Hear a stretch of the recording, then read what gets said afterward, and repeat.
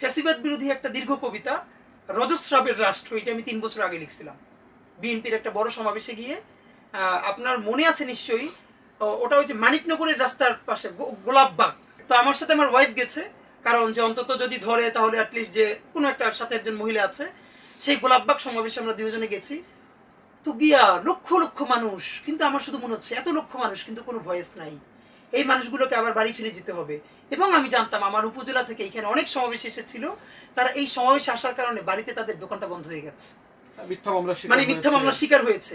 তখন ওই বাড়ি ওই সমাবেশ থেকে ফিরে সন্ধ্যার পরে আমার মনে আছে ভাই, আমি রজস্রাবের রাষ্ট্র নামে একটা দীর্ঘ কবিতা লিখি। তো রাহাত শান্তনু ভাইকে, ওনাকে পেজে আমি এই কবিতাটা পাঠাই যে ভাই আপনাকে, কারণ ওনার অ্যাক্টিভিজমটা ছিল আওয়ামী লীগের বিরুদ্ধে এবং বাংলাদেশ পন্থার পক্ষে। তো উনি দুদিন পরে দেখি ওই কবিতাটা পড়ে আমাকে সরাসরি ফোন দিয়ে বললো যে আমি জীবনে অন্য কারো কবিতা কোনোদিন আবৃত্তি করিনি, আমি নিজেই লিখি, নিজে গাই বা নিজে পড়ি, কিন্তু আমি এই কবিতাটা পড়বো।